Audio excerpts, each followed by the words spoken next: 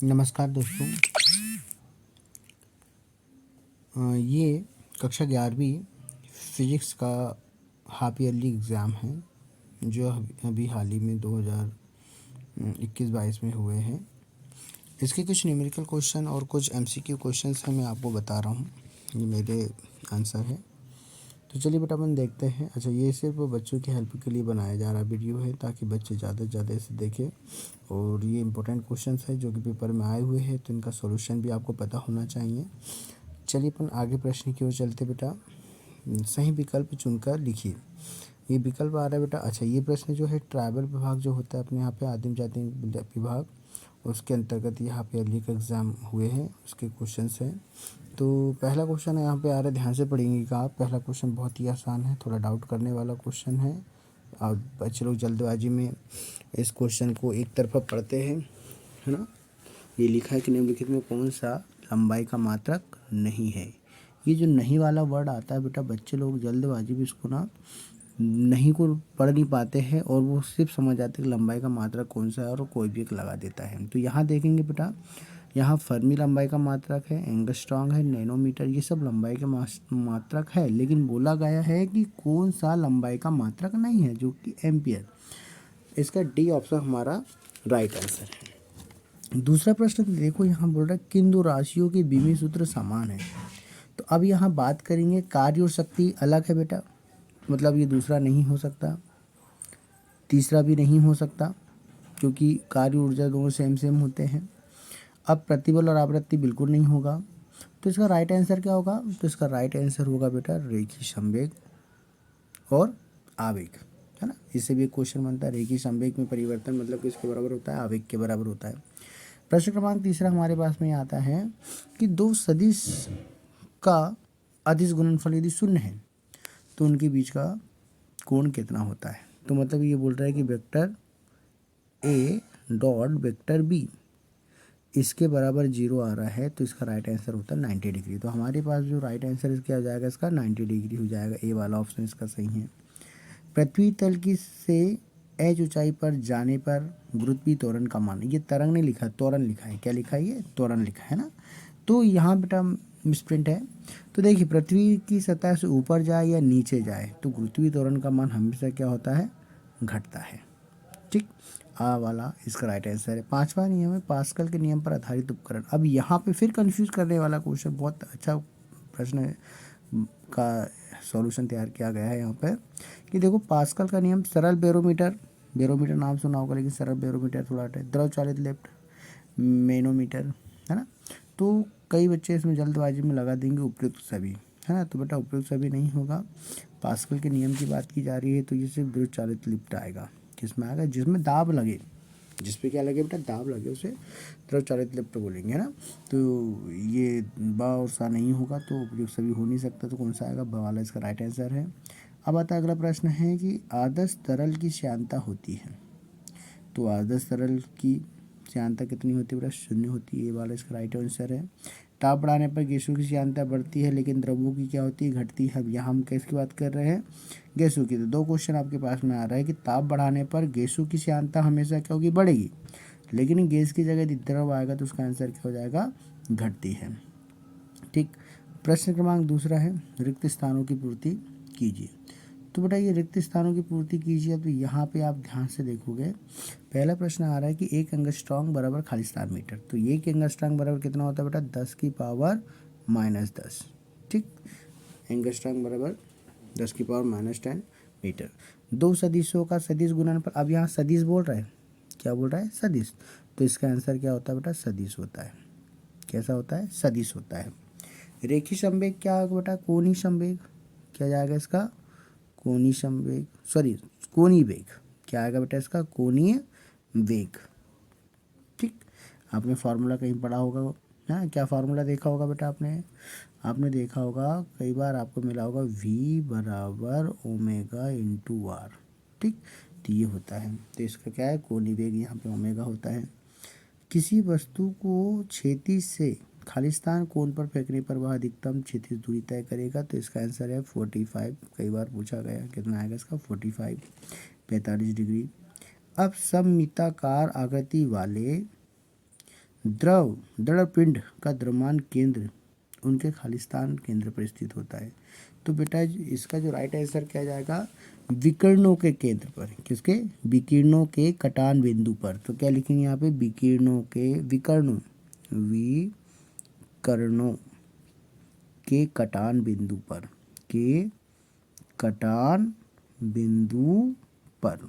ठीक, तो विकर्णों के कटान बिंदु पर इसका हमारा राइट आंसर हो जाएगा। चलिए अगला प्रश्न की ओर अपन आगे बढ़ते हैं। अगला प्रश्न ये बोल रहा है कि चंद्रमा पर गुरुत्वीय त्वरण का मान पृथ्वी की तुलना में 1/6 भाग होता है और स्टील रबर की तुलना में खालिस्तान पर। अच्छा, यहाँ पे स्टील की, यहाँ पर रबर की बात की जा रही है, तो आपको पहले पता होना चाहिए स्टील अधिक प्रत्यास्थ है और रबर कम। तो चूंकि यहाँ रबर स्टील की तुलना में कम आएगा, क्या आएगा इसका राइट आंसर, कम आएगा। चलिए अगला प्रश्न तीसरा हमारे पास में सही जोड़ी आता है। क्या है बेटा, अगला प्रश्न हमारे पास में सही जोड़ी है। तो देखेंगे यहाँ पे सही जोड़ी चंद्रशेखर सीमा किससे संबंधित होती है बेटा, ये होती द्रव्यमान से। तो हमारा क्या हो जाएगा, इसका द्रव्यमान से हो जाएगा। ठीक, दूसरा हमारे पास में आता है विद्युत जनरेटर, फेराडे के नियम पर आधारित है। ठीक, अब आता है आई केप प्लस जे केप का मापांक निकालेंगे तो ये हो जाएगा √2। क्या हो जाएगा इसका, √2। फिर आता है पलायन वेग, तो पलायन वेग हो जाता है बेटा √2g/। यंग प्रत्यास्थता गुणांक की बात करेंगे तो यंग प्रत्यास्थता गुणांक हमारा ये हो जाएगा। ठीक, गुरुत्वीय स्थितिज ऊर्जा की बात की जा रही है तो mgh, क्या जाएगा इसका, mgh। ठीक, और प्रक्षेप गति हमारी हमेशा कैसी होती है, द्विविमीय गति को हम कौन सी गति कहते हैं, प्रक्षेप गति कहते हैं। तो ये जाएगा हमारा द्विविमीय गति। ठीक, ये हमारी सही जोड़ी हो जाती है बेटा। चलिए प्रश्न क्रमांक 4, प्रश्न क्रमांक 4 पे हम यहाँ बात करते हैं बेटा, ये भी बहुत आसान है। तो प्रश्न क्रमांक 4 हमारे पास बोल रहा है एक प्रकाश वर्ष में कितने मीटर होते हैं। तो एक प्रकाश वर्ष में कितने मीटर होते हैं, तो बेटा आपको पता होना चाहिए एक प्रकाश बराबर होता है 9.46 × 10⁻15 मीटर। ठीक, रेखीय संवेग और गतिज ऊर्जा में क्या संबंध है ना। तो रेखीय ऊर्जा और गतिज ऊर्जा में क्या संबंध होता है, तो भाई उसके लिए आप देखोगे यहाँ पर तो भैया रेखीय संवेग होता है P = m/v और गतिज ऊर्जा होती है बेटा E = 1/2 mv²। अब इस वाले समीकरण में v का मान निकालेंगे तो v बराबर हो जाएगा बेटा P/m। तो इस समीकरण में मान रखेंगे हम तो 1/2 m p²/m²। तो देखो ये m से m क्या हो जाएगा, कैंसिल।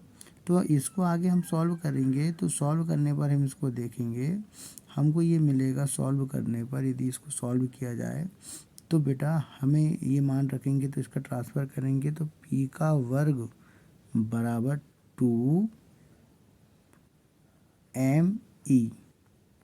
ठीक, वर्ग का पक्षांतर वर्गमूल हो जाता है, वर्ग का पक्षांतर क्या हो जाएगा, वर्गमूल। तो हमको मिलेगा p = √2me। ठीक, तो क्या हो जाएगा हमारा p = √2me हमारा राइट आंसर हो जाता है। चलिए अब हम आगे की बात करते हैं, अगले प्रश्न की बात करते हैं हम।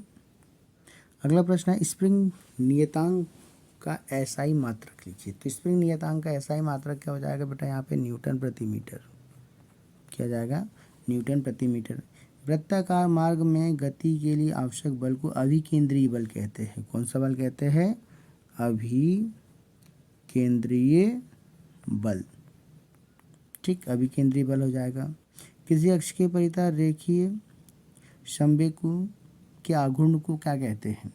तो रेखीय संवेग के आघूर्ण को हम क्या कहते हैं भैया, कोणीय संवेग कहते हैं। क्या कहते हैं हम इसका, कोणीय संवेग। तो हमारा आ जाएगा कोणीय संवेग। ठीक, अगला प्रश्न की बात करते हैं। प्रश्न क्रमांक 6वां हमारे पास में आता है किसी अक्ष के अच्छा ये तो हो गया। 6वां रेनॉल्ड्स संख्या के तरल के प्रवाह में संबंध क्या क्या। अब देखो ये 1 नंबर का क्वेश्चन आ रहा है, तो 1 नंबर का क्वेश्चन तो आप इतना बता सकते हैं, द्रव का प्रवाह धारा रेखीय है या विक्षुब्ध है। ठीक, सिर्फ क्या बताएगा हमें कि जो द्रव है तरल है, तरल का प्रवाह जो है धारा रेखीय है या विक्षुब्ध है, इसको बताता है। आगे नोट और मैं आपको बता देता हूँ कि जो रेनॉल्ड्स संख्या का मान 0 और 2000 के बीच में होता है, जब 0 और 2000 के बीच में होता है, कौन सा 0 से 2000 के बीच में यदि आता है के का मान, रेनॉल्ड्स संख्या का मान, तो हमारा द्रव का प्रवाह कैसा होता है, धारा रेखीय होता है। कैसा होता है बेटा, धारा रेखीय होता है। अब यदि हमारा मान 2000 और 3000 के बीच में आता है, तो इस समय हमारा जो द्रव है वो चेंज होने वाला होता है, अस्थाई होता है। ठीक है। अब यदि 3000 से यदि अधिक इसका मान आता है के का मान, तो अब इसमें क्या बोल सकते हैं कि हमारा जो तरल का प्रवाह होगा वो कैसा होता है, विक्षुब्ध होता है। ठीक। अगला प्रश्न हमारे पास में आता है, लास्ट प्रश्न आता है कि बर्नौली का जो प्रमेय है, हालांकि देखो बर्नौली का खुद एक सिद्धांत है। बर्नौली का प्रमेय जो है ऊर्जा संरक्षण के सिद्धांत पर आधारित है। किस पे, ऊर्जा संरक्षण के नियम के अनुकूल है या उसके सिद्धांत पर आधारित है। ठीक। चलिए आगे प्रश्न की ओर बात करते हैं। 5वां प्रश्न है, स्मॉल जी और कैपिटल जी में संबंध में 2 अंतर लिखना हमको। संबंध भी पूछा जाता है और अंतर भी पूछा जाता है। केपलर के ग्रह संबंधी तृतीय नियम को लिखिए तो क्या हो जाता है बेटा, ये आवर्तकाल का जो वर्ग होता है, तीसरा नियम क्या होता है,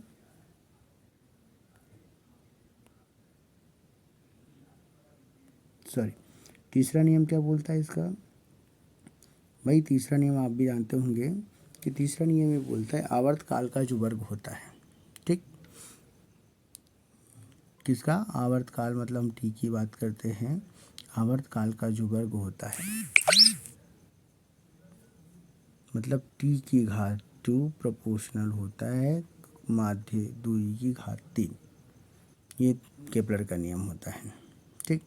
अब यहाँ प्रश्न क्रमांक 6वां आप जो देख रहे हैं, प्रश्न क्रमांक 6वां, थोड़ा वीडियो बड़ा हो सकता है लेकिन आपको समझना है तो देखेंगे बिल्कुल आगे तक इसको। प्रश्न क्रमांक 6वां, जी का मान 9.8 मीटर प्रति सेकंड है। ठीक, इसका मान किलोमीटर प्रति मिनट में ज्ञात कीजिए, है ना।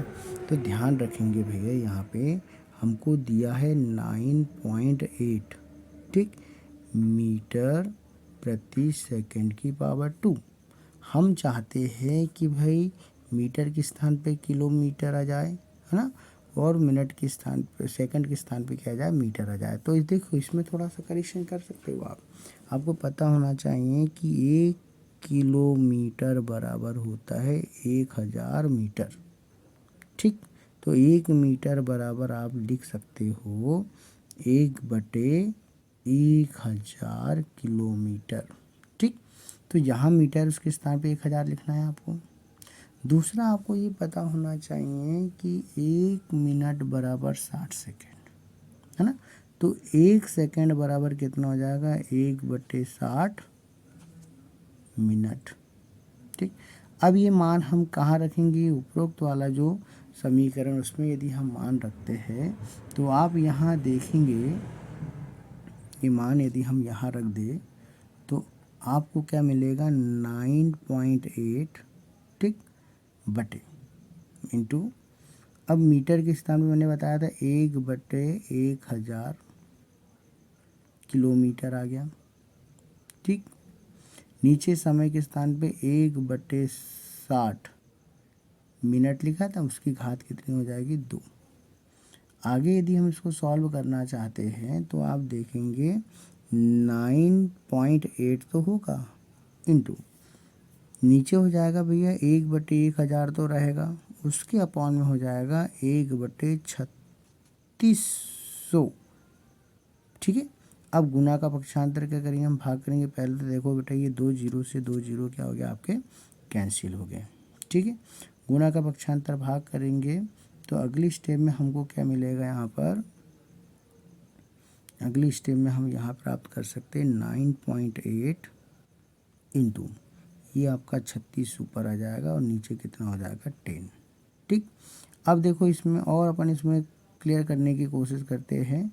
यदि हम इन दोनों का गुना करते हैं, है ना, गुना कर लो तो ज़्यादा अच्छी बात है क्योंकि बहुत आसानी से गुना हो जाएगा। तो गुना करने पर हम देखते हैं बेटा यहाँ पर बहुत आसान तरीके से देखेंगे कि 9.8 का 36 में यदि गुना करेंगे तो हमको क्या मिलेगा, ये मिलेगा हमको 352.8 अपॉन 10। तो ये आगे फिर ये 10 का जो है ऊपर जाएगा तो हमको राइट आंसर जो मिलेगा हमको, वो हमारा राइट आंसर होगा 30.28। क्या आएगा, 30.528। ठीक। अब देखो भैया, अब मात्रक को यदि हमको क्लियर करना है इसको, तो मैंने आपको यहाँ इसका जो राइट आंसर निकल के आया है वो निकला है 35.28 किलोमीटर प्रति मीटर स्क्वायर। ठीक, इस प्रकार से ये निकल जाएगा आपको किलोमीटर में, इसको कन्वर्ट करना है। चलिए आगे प्रश्न की ओर चलते हैं बेटा। दूसरा प्रश्न हमारे पास में आता है,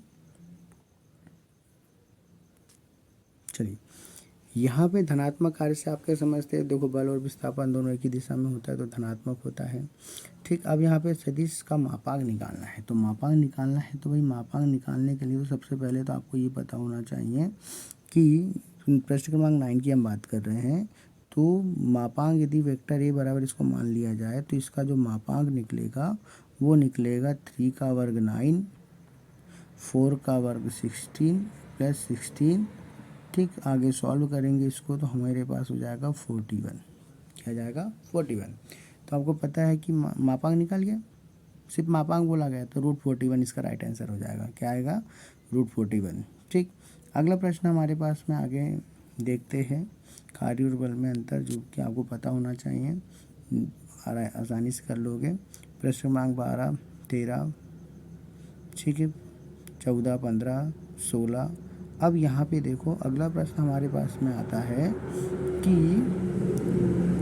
16 का अथवा, ठीक है, 16 का अथवा बोलता है कि एक कण पर जिसका स्थिति सदिश वेक्टर r बराबर मीटर में दिया और बल क्या दिया 5ik plus 3j minus 5k Newton लगाया जाता है, तो मूल बिंदु के परितः बल का जड़त्व आघूर्ण फाइंड कीजिए। तो बल का जड़त्व आघूर्ण क्या होता है बेटा, 5 बराबर आपको पता होना चाहिए vector f cross vector r। ठीक, आप जानते हैं दो सदिश राशियों को सदिश गुणन परिकल्पना सदिश राशि होती है। तो यहाँ पे वेक्टर f का मान रखोगे आप और वेक्टर r का मान रखेंगे इस प्रकार से। ठीक, तो क्या मिलेगा आपको 5ik plus 3j minus 5k। ठीक, इंटू r का मान कितना है बेटा, ik minus jk plus k। तो इसको आगे हल करने के लिए हमें मोड लेना है। क्या लेना, मोड। ये हो गया ik jk और k। तो ये पहले इसका करेंगे तो 5 3 माइनस 5 और इसको आगे करेंगे तो 1 माइनस 1 और 1। सॉल्व इसको यदि हम आगे करेंगे इसको सॉल्व तो क्या मिलेगा बेटा, ये देखेंगे यहाँ पर इसको जैसे अपन आगे सॉल्व करेंगे तो अगली स्टेप में क्या हो जाएगा, आई का गुना करेंगे कोष्टक के अंदर, ये वाली लाइन को छोड़ दिया जाता है इसको, तो मिल जाएगा 3 1 जा 3। ठीक, अभी इसका करेंगे तो minus minus plus plus minus minus 5 1 जा 5। फिर ये दूसरा जे का करेंगे तो माइनस जे, कोष्टक के अंदर जे वाली लाइन को छोड़ देंगे हम, तो कितना हो जाएगा 5 1 जा 5 माइनस माइनस प्लस 5 1 जा 5। और अगले स्टेप में प्लस के का करेंगे हम, तो के का क्या हो जाएगा, अगर 20 को छोड़ देंगे तो आपका हो जाएगा कोष्टक में -5 -3। तो इसको आप आगे सॉल्व करेंगे भैया, जब इसको आगे सॉल्व करेंगे आप जैसा कि देख सकते हो यहाँ पर क्या हो जाएगा हमारे पास में, ये 5 में से 3 गए माइनस आई केप, क्या हो जाएगा माइनस आई केप हो जाएगा, और ये दोनों 5 और 5 जुड़ जाएगा तो क्या हो जाएगा माइनस 10 जे केप। ठीक, और ये क्या हो जाएगा 5 और 3 दोनों जुड़ जाएंगे तो क्या हो जाएगा बेटा माइनस 8 केप। ये आपका राइट आंसर है। ठीक, ओके, नोट कर लीजिए इसे। चलिए आगे देखते हैं। प्रश्न क्रमांक 19 है, जी के मान पे के आधार पर परिवर्तन होता है, या गणितीय आधार पर गणना कर सकते हैं। पलायन वेग किसे कहते हैं, इसका सूत्र निरूपित कीजिए, है ना। चलिए बेटा वीडियो आगे भी देख सकते हो आप। ठीक है। ठीक है, थैंक यू।